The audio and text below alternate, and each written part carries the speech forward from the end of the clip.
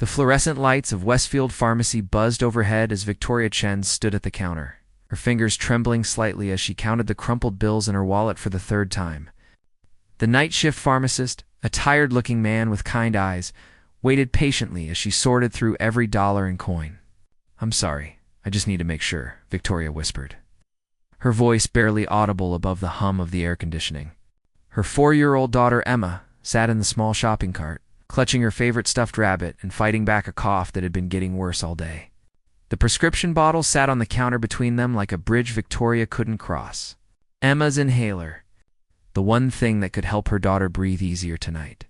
The one thing that cost $47.32, Victoria had $41.16.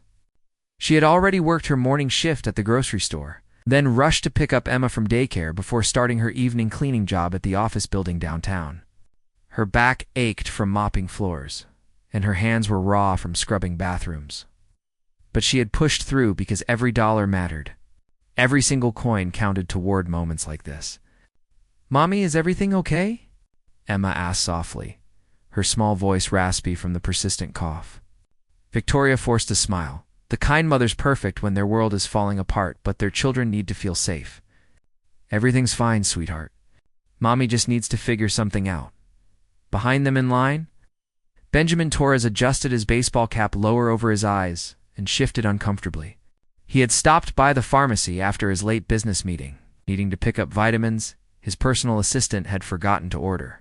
His Armani suit was hidden beneath a simple hoodie, and he wore old jeans instead of his usual tailored pants.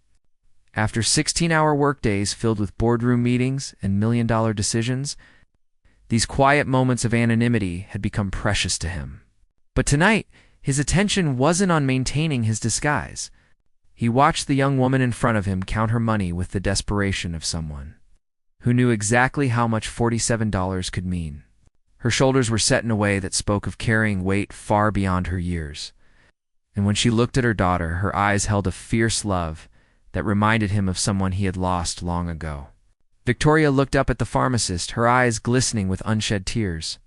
"Could you hold this prescription until tomorrow?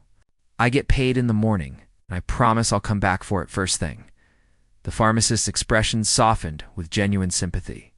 "I can hold it for 24 hours, but after that, I'll have to put it back in stock."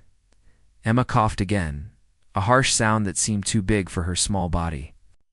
Victoria closed her eyes for a moment, gathering strength from somewhere deep inside where mothers keep their emergency reserves of courage. "Thank you. I'll be back tomorrow," she said, tucking the money back into her wallet with hands that shook only slightly. As Victoria lifted Emma from the cart, Benjamin made a decision that would change both their lives. He stepped forward, his movement casual but purposeful. "Excuse me," he said to the pharmacist, his voice gentle but clear. "I'd like to pay for her prescription." Victoria turned around, her eyes wide with shock. "Oh no, I couldn't possibly accept that. Thank you, but no." Benjamin studied her face, seeing pride warring with desperation, love fighting with exhaustion. Her dark hair was pulled back in a practical ponytail, and her clothes were clean but worn. Emma peered at him with curious brown eyes, the same shade as her mother's. "I understand," Benjamin said quietly, "but sometimes we all need help. And sometimes helping someone else is exactly what we need too." There was something in his voice, gentleness that spoke of understanding rather than pity, that made Victoria pause. She had heard condescension before, had endured the looks and comments that came with being a young single mother working multiple jobs. But this stranger's offer felt different. Emma coughed again, and Victoria felt her resolve weakening. Her daughter needed this medicine tonight, not tomorrow morning. "Why would you want to help us?" Victoria asked, her voice barely above a whisper. Benjamin thought of his own mother, who had worked 3 jobs to keep food on their table and a roof over their heads. He remembered nights when she had chosen between her own medication and his school supplies, always choosing his future over her comfort. "Because someone once helped my mother when she was in a similar situation," he said simply. "And she taught me that kindness is meant to be passed forward, not kept for ourselves." Victoria looked at Emma, who was struggling not to cough, then back at this stranger whose eyes held warmth rather than judgment. Something in her chest, A knot of fear and pride that had been wound tight for months began to loosen. "I don't even know your name," she said softly. "Benjamin," he replied with a slight smile. "And you don't need to know anything else about me. Just that I'd like to help a little girl breathe easier tonight." Victoria felt tears threatening to spill over. "I'm Victoria, and this is Emma." Emma waved shyly at Benjamin, her stuffed rabbit tucked under one arm. "Hi," she whispered, then immediately started coughing again. The sound seemed to decide everything for Victoria. She nodded slowly, understanding that sometimes accepting help is its own form of strength. Benjamin stepped forward to the counter and handed the pharmacist his credit card. "For the prescription, please." As the transaction processed, Victoria stood frozen. Watching this stranger change her daughter's night with a simple act of kindness. When the pharmacist handed her the prescription bag, she clutched it like a lifeline.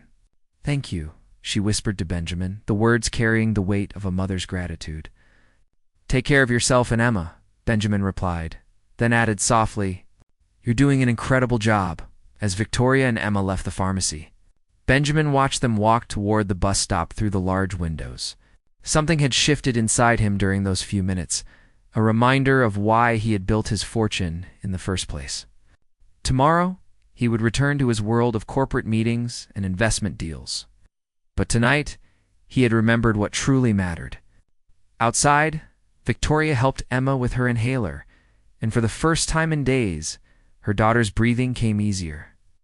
As they waited for the late bus, Victoria found herself thinking about the stranger named Benjamin, wondering if she would ever see him again, and hoping someday she could pay forward the same kindness he had shown them on this ordinary night that had become extraordinary. 3 weeks had passed since the pharmacy encounter, and Victoria found herself thinking about the mysterious stranger named Benjamin more often than she cared to admit. She had started a new job at the Riverside Community Center, a beautiful facility that offered childcare, job training, and support services for families in need. The pay was better than her previous jobs, and best of all, Emma could stay in the center's daycare while Victoria worked. Victoria stood in the main lobby, organizing welcome packets for new families, when she heard a familiar voice behind her. Her heart skipped as she turned around to see Benjamin walking through the entrance doors, dressed casually in jeans and a navy sweater, looking somehow both out of place and perfectly at home. "Victoria?" he said, his face lighting up with genuine surprise and pleasure. "I had no idea you worked here, Benjamin," she breathed, feeling her cheeks warm. "What are you doing here?" Before he could answer, the center's director, Mrs. Patterson, hurried over with a bright smile. "Mr. Torres, welcome back. Everyone's so excited about your visit today." Victoria's eyes widened as understanding dawned. Torres, Benjamin Torres. She had heard that name before, seen it on the building's donor wall. It's on the computers in the computer lab, even on some of the children's educational tablets. Benjamin Torres, the tech billionaire whose foundation funded half the programs at the center. "You're him," Victoria whispered, taking an unconscious step backward. "You're the Benjamin Torres." Benjamin's expression grew concerned as he watched her reaction. "Victoria, please don't look at me like that. I'm still the same person who met you at the pharmacy." But Victoria felt the world tilting around her. The kind stranger who had helped her daughter was one of the most powerful men in the city. The casual clothes, the humble demeanor, the way he had spoken about his mother, it had all been real.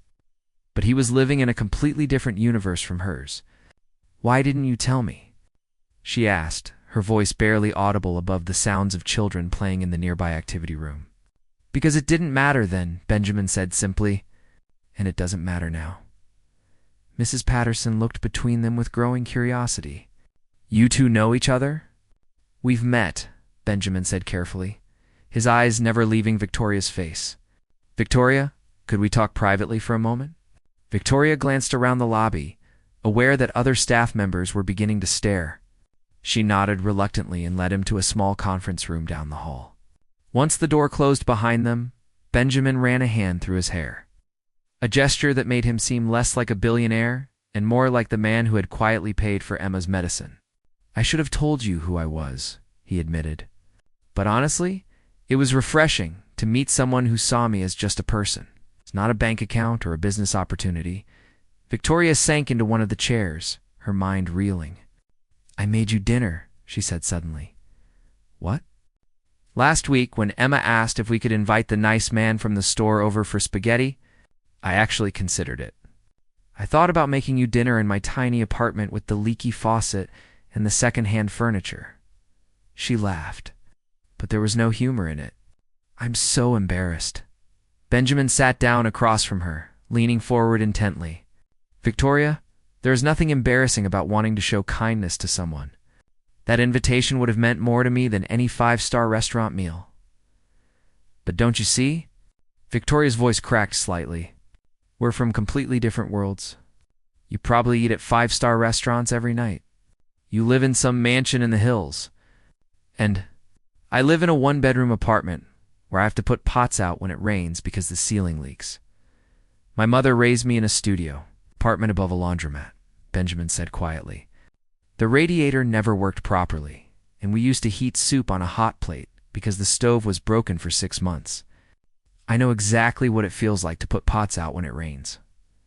Victoria looked up at him, seeing something raw and honest in his expression. "I didn't grow up with money, Victoria. Every dollar I have now came from remembering what it felt like to have nothing." He paused, his voice growing softer. "And meeting you reminded me why I built this foundation in the first place. Not to feel good about writing checks, but to actually help families like yours." The conference room fell silent, except for the muffled sounds of children laughing somewhere in the building. Victoria studied Benjamin's face, searching for any sign of the polished businessman she had expected to find. But all she saw was the same gentle man who had helped her daughter breathe easier, Mr. Torres. Mrs. Patterson's voice came through the door along with a soft knock. "I'm sorry to interrupt, but the children are ready for story time." Benjamin looked at Victoria with a question in his eyes. "Would you mind if I stayed?" "I'd like to see Emma again." Victoria felt her resistance crumbling. Despite everything she had just learned, despite the gulf between their circumstances, she wanted him to stay too. "She would love that," Victoria said softly.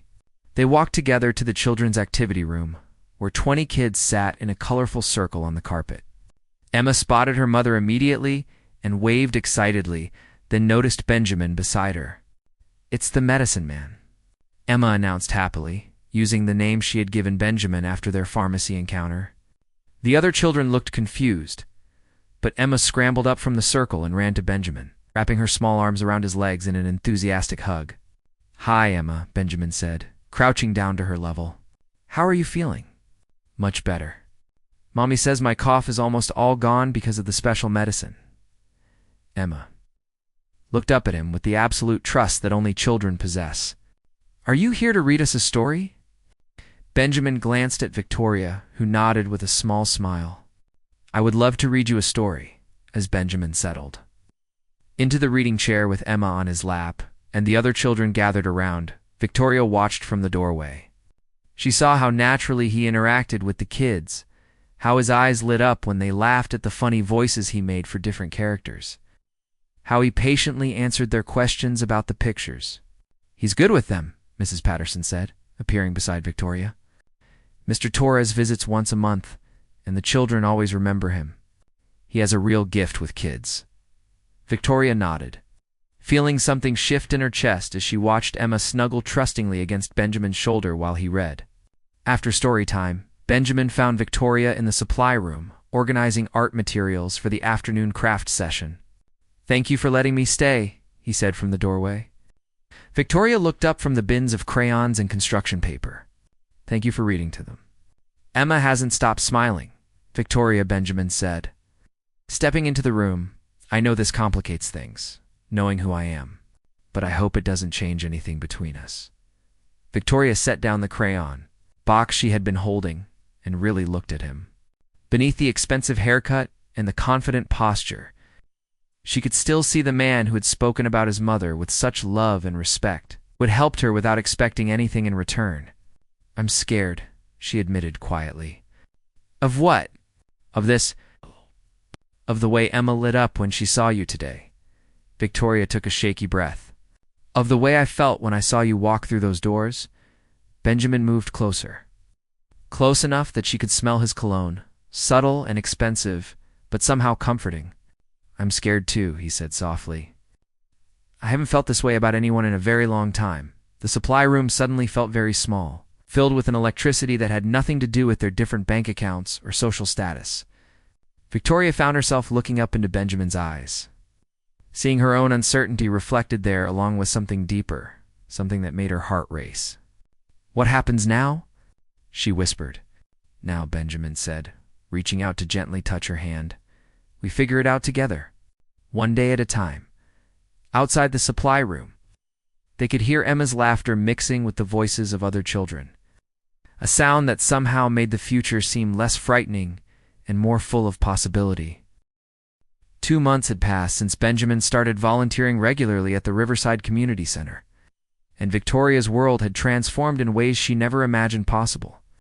Their friendship had blossomed into something deeper, built on quiet conversations after Emma fell asleep during story time, shared lunches in the center's small garden, and countless moments when their eyes would meet across a room full of children and everything else would fade away. Victoria was updating files in her office when her phone buzzed with a text message that made her blood run cold. It was a link to a gossip website with the headline, "Tech Billionaire Benjamin Torres, Secret Romance with Community Center Employee," below. Oh. It was a grainy photo of them walking together in the park with Emma between them, looking for all the world like a happy family.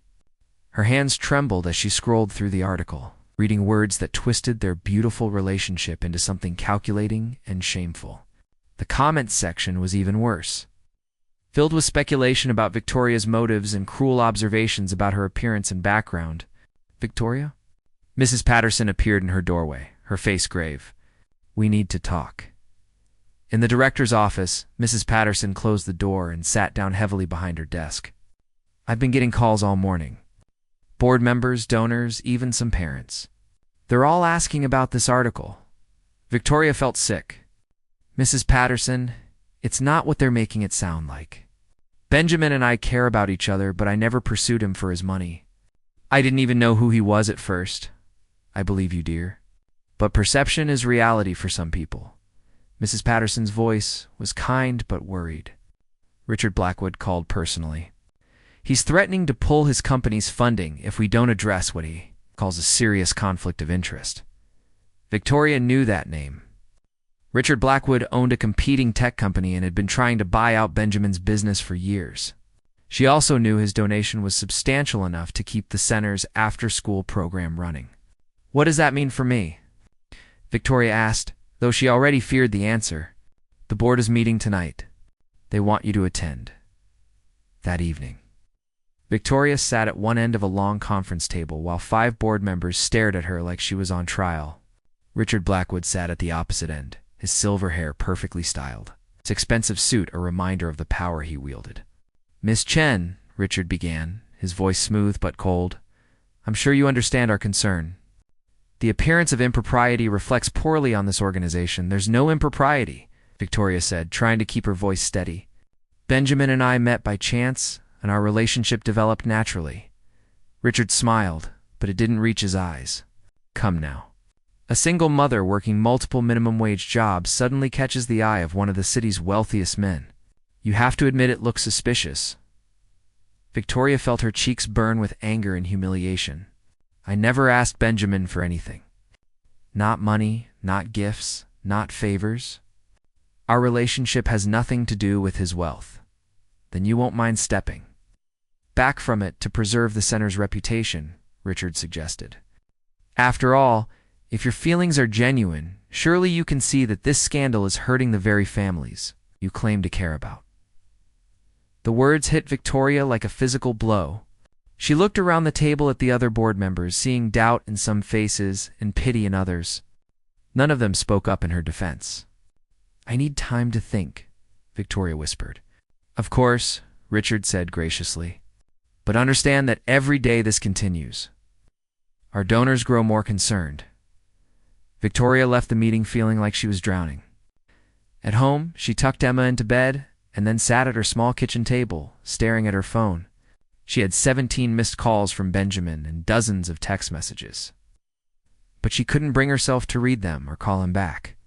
The next morning, Victoria arrived at the center early, hoping to avoid the curious stares of her coworkers.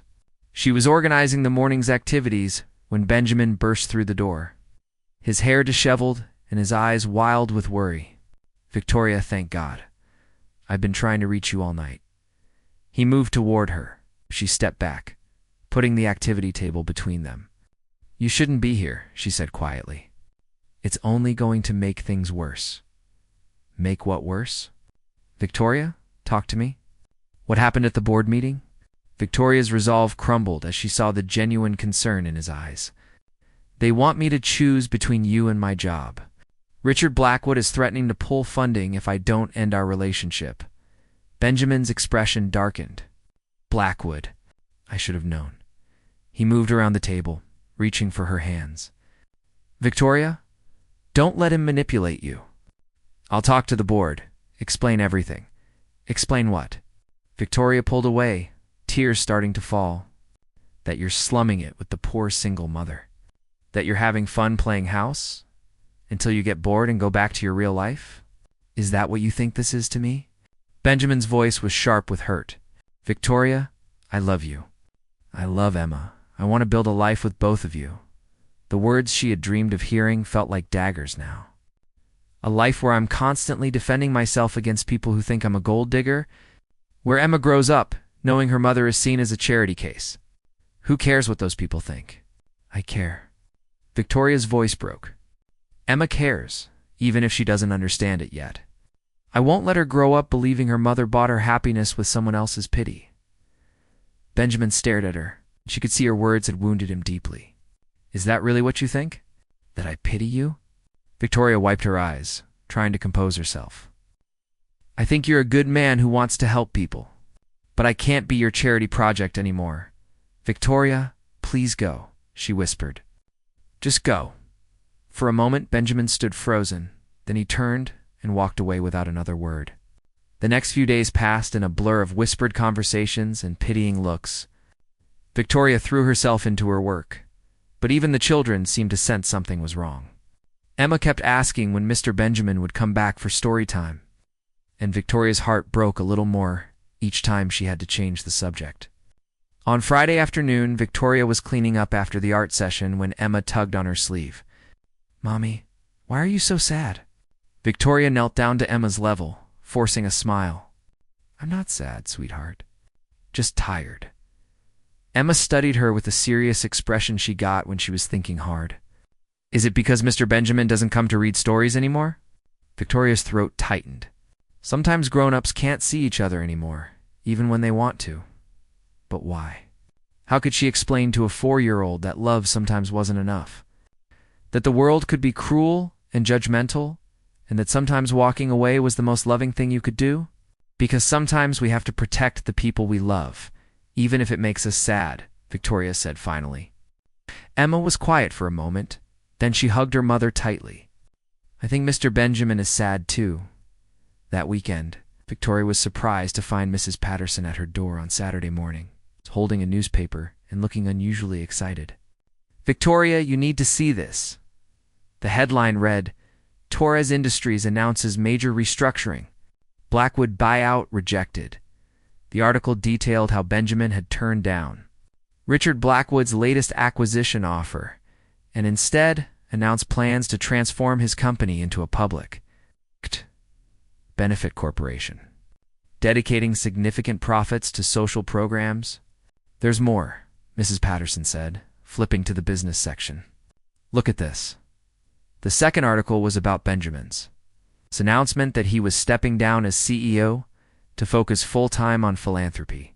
The piece included a quote that made Victoria's heart stop. "I've learned that the most important investments we can make are in the people we love and the communities that need us most. Success means nothing if it comes at the cost of what truly matters." Victoria stared at the newspaper, understanding flooding through her. Benjamin hadn't just defended their relationship. He had restructured his entire life around his values. It's making it impossible for people like Richard Blackwood to use his wealth as a weapon against the people he cared about. On Monday morning, Victoria arrived at the center to find Benjamin in the children's activity room, reading to a group of kids with Emma curled up in his lap, both of them looking perfectly content. He looked up when she entered, and their eyes met across the room. In his gaze, she saw everything she had been too afraid to believe: unconditional love, unwavering commitment, and a future that belonged to all three of them. "Mommy," Emma called out. "Mr. Benjamin came back, and he says he has something important to ask you." Victoria walked toward them, her heart pounding, as Benjamin stood and took her hand. "Victoria Chen," he said softly, "will you marry me? Not because I'm rich or poor, not despite our differences or because of them, but because I can't imagine my life without you and Emma in it." Through her tears, Victoria saw the faces of the children around them, Mrs. Patterson smiling in the doorway, and the man who had taught her that love wasn't about what you could give or receive, but about choosing each other every single day. "Yes," she whispered, and the entire room erupted in cheers as Benjamin kissed her and Emma clapped her hands with delight.